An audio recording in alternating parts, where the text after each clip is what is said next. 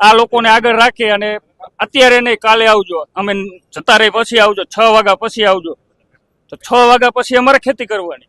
આ લોકો નક્કી કરશે કે અમારે 6 વાગ્યા પછી ખેતી કરવાની છે. એ લોકો એમ કે ભાઈ તમારે ખેતી નથી કરવાની, તો અમે મૂકી દે, બીજું શું થાય અમારે. હવે અત્યારે અમારે ગાડીની નીચે શું પડ્યું હતું એમને એટલી નથી ખબર પડતી કે ભાઈ આ લોકો શું કારણે શું એમની જમીન જાય છે એટલા માટે. બરોબર છે. હવે આ અદાણી કંપની કે જે કઈ કંપની છે અત્યારે લાઈન નીકળી, એ તમને ઘણા બધા વિડીયો જોયા હશે કે જ્યાં એનું કોરિડોર આવે છે એની બહારના કામ કરે છે એ લોકો. તમે લાઈવ અત્યારે જોઈ શકો છો, ખેતરની અંદર સીધા હાલીને વયા જાય છે. એ લોકોની પરમિશન છે.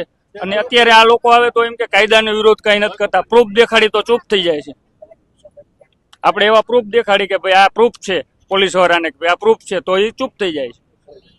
બરોબર. બાકી ઘણા બધા અમે પ્રૂફ દેખાડી કે ભાઈ કાયદાની બહાર આ લોકો કરે છે, તો એમની ઉપર કેમ કઈ નહીં, અમારી ઉપર જ એક્શન, અમને જ ડિટર્ન, એ લોકોને ડિટર્ન કેમ નહીં?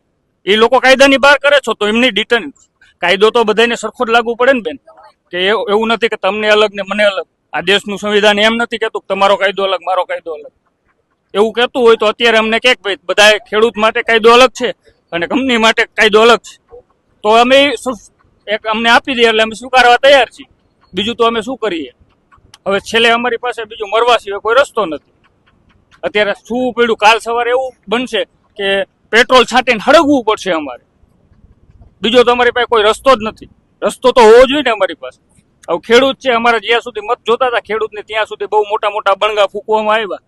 ત્યારે અહીંના ધારાસભ્ય લોકલ ને જે કઈ લોકલ છે એ બધા મતલબ આ સંસદ સભ્ય ને લોકો એમ કે છે કોંઢ જોઈ લેજો હો, આબરૂ ન જાય. તો અત્યારે તમે ક્યાં છો? તમે અત્યારે સુઈ ગયા છો? અત્યારે તમારે જોવાનો વારો આવ્યો છે. હવે કોની આબરૂ જાય છે અત્યારે? હવે અમારી જાય જ છે, અમારી જાય છે. તો એમને ક્યાં એ ક્યાં સુઈ ગયા છે? એમની આબરૂ અમે સાચવી. હવે અમે એમ કહી છીએ કે જોજો હો, તો હવે જોશે. એ લોકો તો સુતા અત્યારે એસી વાળા રૂમમાં, જેમ આમ પૂતળા રાખ્યા એમ એમને. સાચું બોલજો, એમાંથી કોઈનો ફોન આવ્યો તો? ફોન ઉપાડવા રાજી નથી. ફોન આવવાની વાત તો દૂર બેન, ફોન ઉપાડવા રાજી નથી. બાકી આ જ ગામ એવું છે કે ધારાસભ્યની કે કોઈ પણ ચૂંટણી આવે ત્યારે ખાલી એક જ વખત એમ કે જોજો, એટલે 99% મતદાન રહ્યું ને એમને જે મતલબ બીજેપી ને કહે તો બીજેપી ને પડે. એ જ વસ્તુ અત્યારે અમારે એ અમારી ભૂલ જ અમારે અત્યારે સ્વીકારવાનો વારો આવ્યો.